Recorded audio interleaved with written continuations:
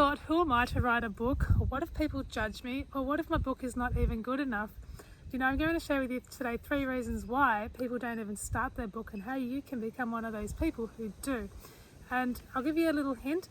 It's not about your skill or your potential, it's about belief. And so today I'm going to share with you 3 beliefs that stop people from even starting, so that you can be one of those people who don't just think about their book, but you're actually one of those people who do write their book. I'm Victoria Ann Lord, and I help women create their bigger, happier, freer life through writing. And one of the things I've realized that hold people back is the belief that they don't know if their book can actually come to pass. And when I started my book, I want to inspire you right now that I didn't have the skill set, I didn't know what grammar was, I didn't know what even a story structure was when I wrote my first book. All I had was a burning desire. And so if you have that same desire right now that you want to write a book, then I'm going to give you the 3 top tips that if you master these beliefs, then you will become an author as well.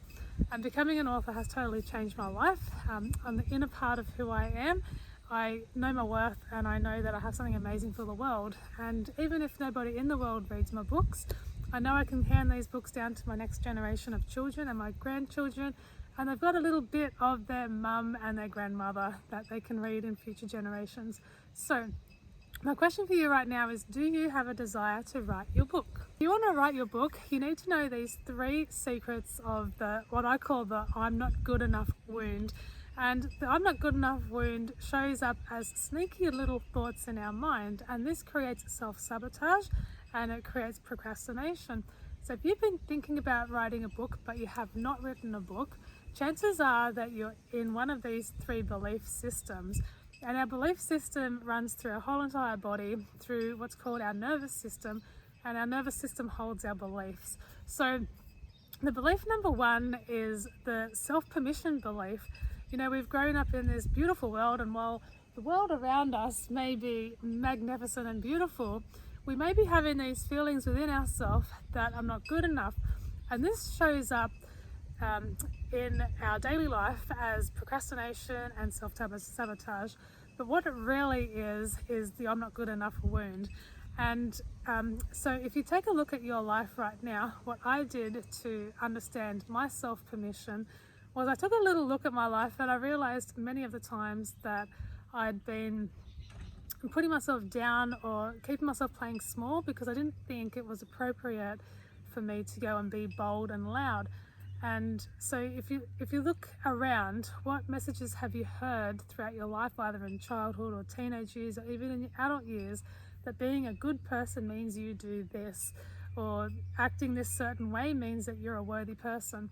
That's all permission from the outside world telling you what they believe. But when you come to you, you can choose what you believe. And when it comes to your book, you need to become, I'm talking to myself as well, need to become aware if you're letting the self-permission of somebody else's judgment tell you what you can and can't write about.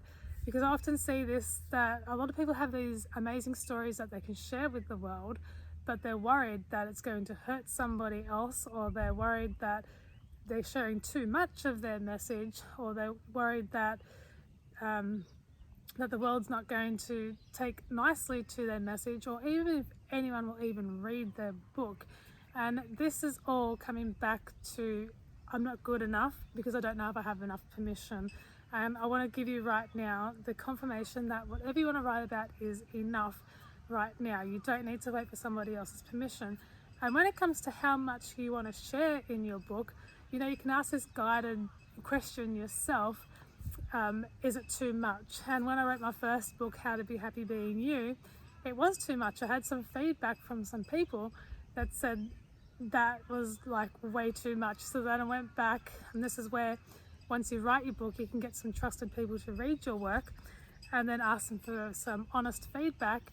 And if they are an honest person, they will give you the feedback, and that feedback will be areas that you can change. And so when I got the feedback that this was too much in my book, then I could come back and edit the book, take away what was too much, still hold the message and the meaning, and then let it go on from there. So you are enough the way that you are, and you can write your book, and all you need to do is give yourself the permission.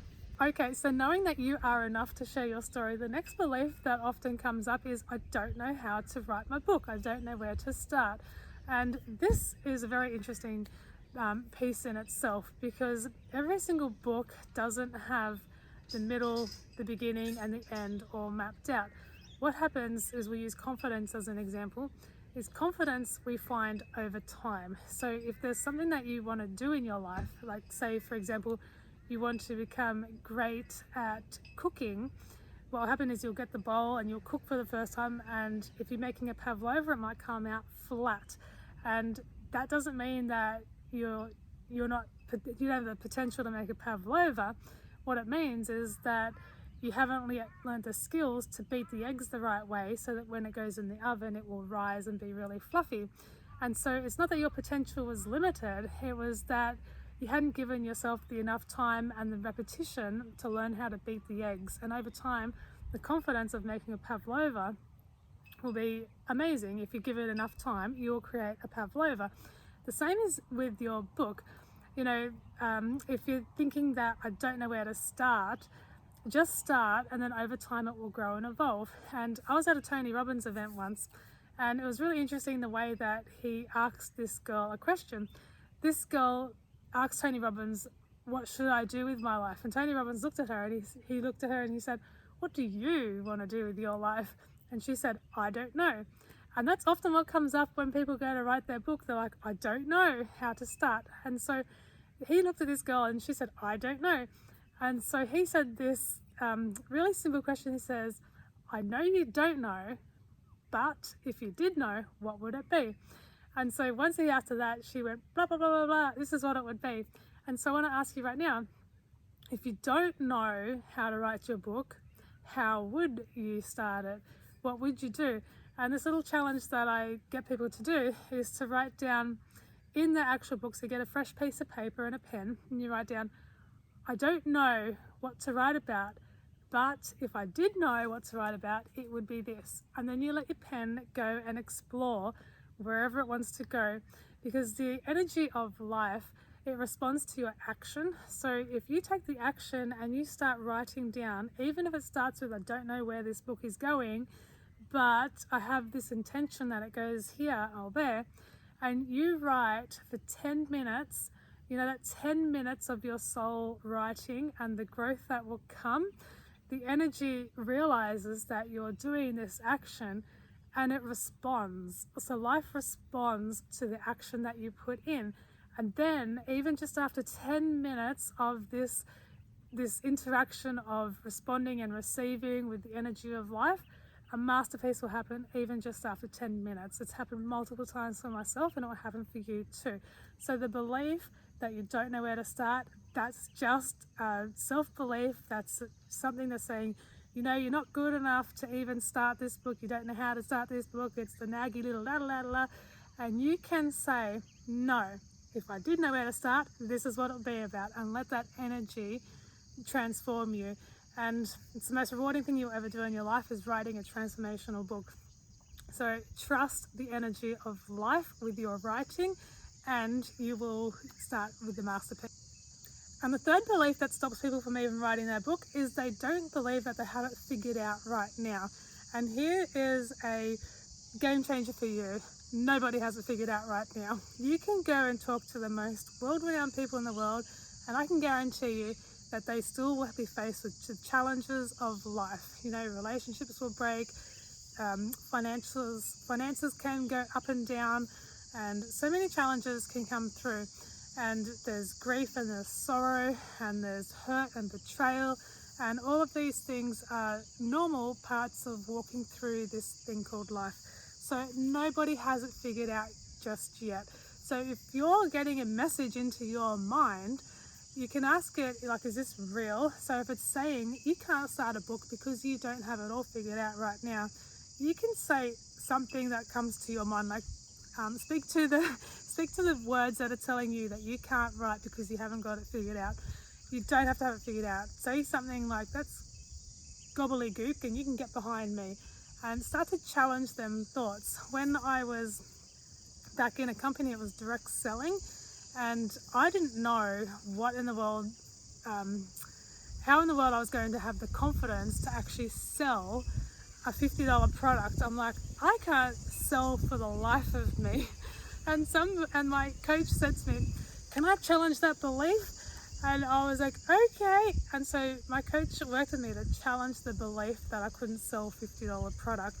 And then after that, I got a job in a sales office and I sold $130,000 in that sales company. And so I want to challenge your belief right now. If you have any of these beliefs, I'm not good enough, I don't know where to start, I just don't have it all figured out right now, challenge that belief and set yourself a little tiny goal, even if the goal is just 5 minutes of writing a day. And if you don't know where you're going with this, then I do have a free 5-day book starter challenge that you can learn to write your book in 5 days. And the reward of writing over that 5 days that I have mapped out for you, that will bring you into some clarity and some what we call the flow of the energy of the universe working with you. And so that's what I want to leave you with today. Challenge them beliefs that seem to pop up throughout time to time and go and trust yourself to write your book, because you're worthy of your book. If you found this meaningful, you can like and subscribe to this channel so that you can get more information on how to write your book.